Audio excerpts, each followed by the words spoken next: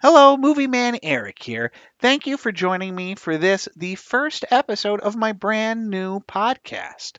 If you're familiar with me from my YouTube channel, then you know that usually I do sort of deep dives into the histories of movies and TV shows and actors and actresses and, really go in deep on what made them them and what made them popular.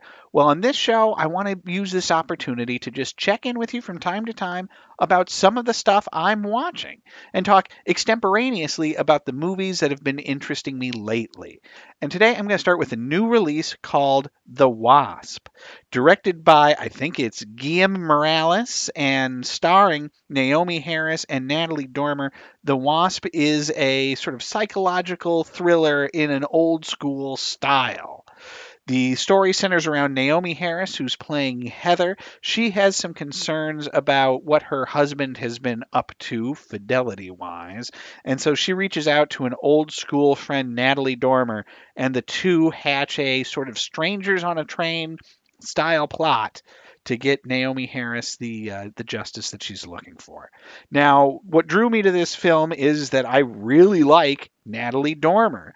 If you're familiar with her, it is probably from her time on Game of Thrones, where she played, I can't even remember right now, Marjorie Tyrell, I think was the name of her character. She also has a pretty good part in one of the late Hunger Games movies. She might be in both of the Mockingjay movies as the sort of journalist that's sent out with Katniss Everdeen into the Capitol and all of that. Spoiler alert for a now decades old film franchise. But anyway, I like Natalie Dormer a lot, so I was interested to see a project she was in, and I like Naomi Harris. She's probably most familiar to viewers for her roles in the Daniel Craig James Bond movies, where she's been playing Moneypenny and doing so very well. So, I do wish at the end of the day that I had liked this movie more than I did. It was still a pretty good movie and a pretty good little thriller. And part of what I appreciated about it was it's the sort of movie that they're not really making anymore. And so it was fun to see a movie that was throwbacky in that way. I'm holding off from telling you too many details about the plot because it does turn out to be kind of a twisty turny movie. It maybe had one or two too many twists for me. I would say I really liked the first half of the movie, and then I liked the second half of the movie somewhat less. The movie's based on a play, and so it's a little bit stagey, but I think it handles that a lot better than a lot of other movies do. I also, I think, would have appreciated it if the movie was a little bit trashier, but that's fine. That's no big deal.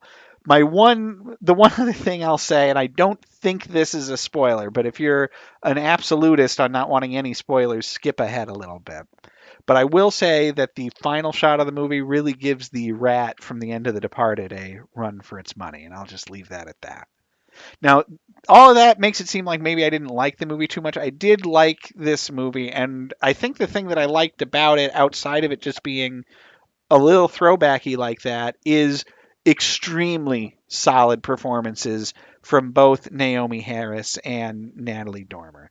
They both really killed it in this movie, and the nature of the movie really means that they're not the only speaking characters in the film, but they're largely the only speaking characters, and they both do a phenomenal job and really carry the weight of it on their shoulders. I give The Wasp 3.5 stars. Looking at the list of other movies I've seen lately, another recent one, not quite as fresh as The Wasp, is Inside Out 2. Now, I'm not going to lie, I was not too eager to see Inside Out 2. I've been pretty let down by a lot of the Pixar and Disney sequels.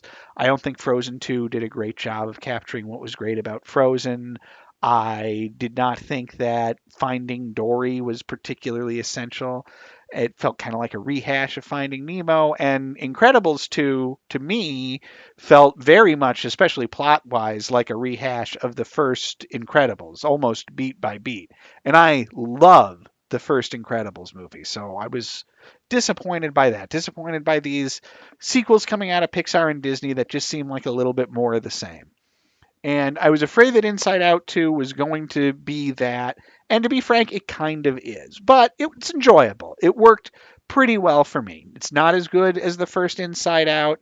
There are things that feel pretty repetitive. There's essentially a new Bing Bong in this movie, but without the same level of pathos. Still, it's colorful, it's well performed. I don't I do think that the introduction of the new emotions, which is what the thrust of this movie is that Riley is getting older and now she has emotions like anxiety and envy and ennui to deal with. And I'm not sure that the Inside Out universe is particularly well equipped to handle that sort of emotional nuance. It also means that our emotions that have carried over from the first movie, like joy and fear and anger, now have more depth to their character. They have more personality and emotion than they used to. There are moments where joy is sad and moments where anger is happy. And I suppose those were present in the last one. It's not like I rewatched it before this, to be honest with you. But it did lead me to be thinking, well, does joy then inside of her head have an even littler joy and a little anger controlling her? I don't know. Maybe that's silly. The high point for this movie for me though was definitely anxiety. Anxiety was very well portrayed and pretty well dealt with, at least on a 101 kind of level. But Maya Hawke was tremendous at the role. You might know Maya Hawke from her breakout role in Stranger Things. I don't remember her character's name on that show, but she's the one that's been hanging out with Steve at the ice cream place and then at the family video. She's a terrific young actor. Is she a nepo baby? Yes, she's the daughter of Ethan Hawke and of, oh boy, her name's escaping me right now, and I feel dumb about it. She's the daughter of Ethan Hawke and Uma Thurman. That's who I'm looking for. And nepo babies are nepo babies, but she's a terrific talent in her own right, and she does a fantastic and somewhat thankless because you don't really, there's nothing about this animated movie that makes you necessarily realize right away that it's Maya Hawke, but she does a terrific job in this. Just like the Wasp, I'm giving Inside Out 2 3.5 stars. A couple of movies, though, that I saw recently that I really liked. Let's talk about these. And let's go with another relatively new movie. Let's talk about Challengers. This is the new movie from Luca Guadagnino. I think that's roughly how you say it. He's the director behind movies like Call Me by Your Name. This film follows a tennis sensation, three tennis sensations really. There's two guys, Art and Patrick, who have a rivalry going back to their college days, and then Tashi, who's played by Zendaya, who is the sort of the romantic interest to both of them. And the movie deals with the decade anyway long love triangle between them, as well as the competitiveness of their tennis games. It's a really engrossing movie and extremely well performed, particularly by Zendaya, but also by Mike Faced, who's playing Art, and Josh O'Connor, who plays Patrick. Josh O'Connor really does a great job. I first saw him in a TV show called the Durrells in Corfu on PBS Masterpiece about a family living in Greece in like the 1920s or 1930s. He also played Prince Charles in the middle years of The Crown, and he does a fantastic job here. The accent's all the way gone as he plays this American tennis pro who's kind of down on his luck and at sort of the last stages of a failing career. I didn't get that. Could you try again? It was a little check-in from Siri there. I bumped my watch while I was talking to you. We'll see if she has anything more to say about the movie Challengers. I really doubt it. But anyway, fantastic, fantastic movie. I liked it a lot. I strongly recommend it. The psycho-emotional dynamics that are going on, there is a sports aspect to this, but the competitiveness really is about the emotional and about the relationship, and it really and Luca does a great job of filming the whole thing and telling the story with a sort of almost operatic grandeur And he breaks the story up into different time periods, bumping back and forth between the past and the present and different parts of the past, which is a style of storytelling I don't usually really like, but he employs it very effectively here. Challenger's undoubtedly one of the best movies I've seen this year. I'm giving it 5 stars. But of course, I don't only watch movies from 2024. I like to go back. I like to watch the old movies. And here we are in October. It's spooky season. So, what are some of the older horror movies that I have been watching lately? Well, I'm going to tell you about a couple of them. I'll start with Dr. Jekyll and Sister Hyde. This is a 1971 film from Hammer Horror, directed by Roy Ward Baker. Now, Hammer Horror, this is the British horror studio that had a bunch of hits with their versions of Frankenstein and Dracula, particularly the Dracula films starring the great Christopher Lee and Peter Cushing. Hammer movies are movies I wish I liked more than I did, but typically I find they have a pretty low ceiling on them.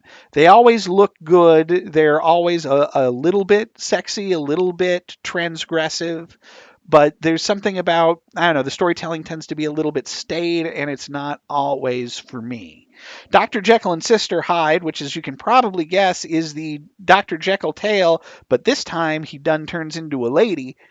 I actually quite enjoyed. This is probably the best Hammer movie I've seen, at least in a very long time. It's a little schlocky, it's a little cheesy, but I thought that the transformation scenes were particularly well photographed, and I thought that the plot was handled with a level of interest and nuance that I would not have expected from a gender swap movie from 1971.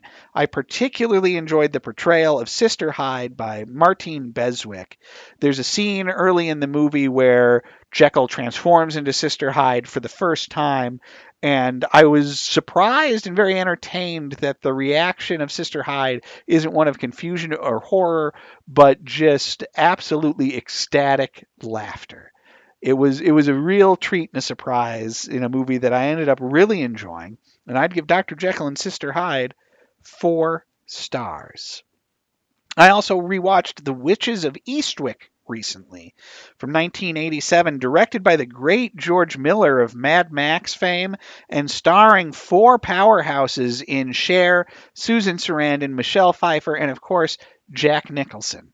I saw this movie years ago and didn't really get it. It's a movie about 3 women who kind of sort of have witchy powers and end up summoning a devil played by Jack Nicholson. The movie is very light on plot. They never really explain what's going on, and they don't need to. George Miller does a fantastic job of running this whole movie on vibes and on the star personalities of these 4 amazing leads.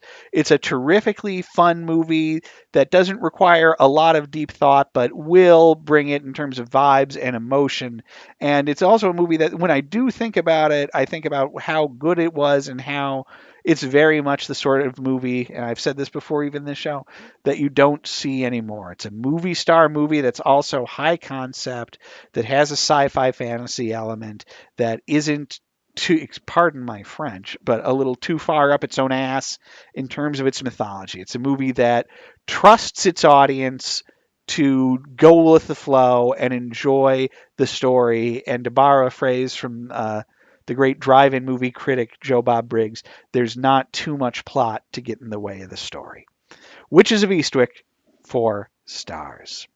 I've also been, over the last couple of years, trying to chip away at Halloween season and watch the Universal monster movies that I've never seen before. These, of course, are the movies from the 1930s and 1940s, movies like Dracula with Bela Lugosi, Frankenstein with Boris Karloff, Invisible Man, etc. And while I've seen the biggies, I haven't seen a lot of the, well, I guess you'd call them smallies, one of which is Werewolf of London. Werewolf of London came out in 1935. It came out a few years before Universal tried again with The Wolfman, well, with Lon Chaney Jr. But this movie, starring Henry Hull as the Werewolf of London, was Universal's first stab at the whole werewolf thing. And as you might expect, it's kind of underbaked. It's not a bad movie. It co-stars Werner Oland, who's famous for playing Charlie Chan in movies of about the same period. The werewolf mythology doesn't really pass the smell test, doesn't really make a lot of sense. The makeup, though, and the transformation sequences are pretty good, surprisingly so, in that they decided to, do this whole thing again just a few years later with a, much better story and mythology. The story as it exists here is pretty inert. Not a lot happens. It's all entertaining enough, but not particularly interesting. I struggled to hold my attention, but was still good enough to be what I would call a good movie, if not one that I'm going to go out of my way to recommend. I gave that one 3 stars.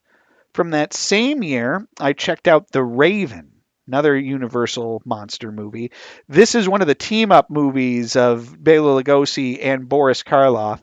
It's loosely based on the works of Edgar Allan Poe, and the story sees Lugosi's Dr. Richard Vallon as sort of a Poe obsessive whose house is full of different, Edgar Allan Poe artifacts. And somewhat refreshingly, he's not a villain that they're interested in giving a lot of nuance to. He's just a guy who loves torture, and he really wants an excuse to tie somebody to his little pit in the pendulum setup and drive them nuts. Boris Karloff, a guy playing a character called Bateman, comes into Boris's life, or rather into Bela's life, because he is an escaped murderer and he wants a new face. Bela says, "Yeah, I'll give you a new face," but then he gives him a real screwed up monster face. Not the best makeup in the history of Universal monsters, particularly. They decide to give Boris kind of a lazy eye, and they do that by having him shut one eye and just paint an eye on his eyelid. And in these days of HD streaming, that doesn't really pass muster. It's a pretty fun movie. I've been surprised looking back at these Universal monster movies that these non-name brand Boris and Bela team up movies, this and The Black Cat, are very entertaining and some of the best of the bunch. It's not long, of course, before Bela turns his eye to a pretty young woman that he thinks should marry him, even though she wants no part of it and her dad wants even less part of it. And so he traps them in his mansion. He's got a bunch of fun gimmicks and machines and stuff to try and torture them with. It's a pretty light horror adventure. Comes in at just over an hour, which boy, it's a treat to watch a movie that's only an hour, especially in this day of 3-hour movies. I liked The Raven a lot. I gave it 4 stars. I'm going to talk to you about one more movie today, and then I'm going to let you go about your day. But we'll do one more of the Universal monster movies I've been catching up with, and that's Dracula's Daughter, the 1936 sequel to the Bela Lugosi Dracula movie. Bela, of course, is not in this movie. He died at the end of Dracula. Spoiler for a 1930s monster movie. But this movie sees a woman who says she's his daughter, and I don't know, is she his daughter? Is she just some woman he bit? I don't know. She shows up in London to deal with his corpse and then try to rid herself of the vampire curse, which she is fairly bad at getting herself rid of. She ends up in a pseudo romance with a guy called Dr. Jeffrey Garth, played by Otto Kruger. He's a real pill. Didn't care for his character. Dracula's daughter is Countess Maria Zaleska, played by Gloria Holden. She does a good job. She's really embodying that sort of 1930s vamp aesthetic, and she does so, very well. She really holds the screen, and she's a fairly interesting presence to watch. I really enjoyed the character of Janet, Dr. Garth's fiancée, played by Marguerite Churchill, who's not an actor that I'm familiar with at all, but she was a pretty fun presence. There's also a pretty good scene where Dracula's daughter tries to put the Dracula whammy on a young woman that she has brought to her apartment for an art study. That's pretty good. There's some interesting stuff going on, but it's overall not all that interesting. And it's really let down by a movie that is afraid to make Dracula's daughter the real star and give her the sort of agency I think she deserves, and saddles us with this pill of a protagonist that doesn't, really do anything for me. Still, it was watchable. I had a decent enough time watching it, and so I'm giving Dracula's Daughter 3 stars. So there you go. Those are some of the movies I've seen lately.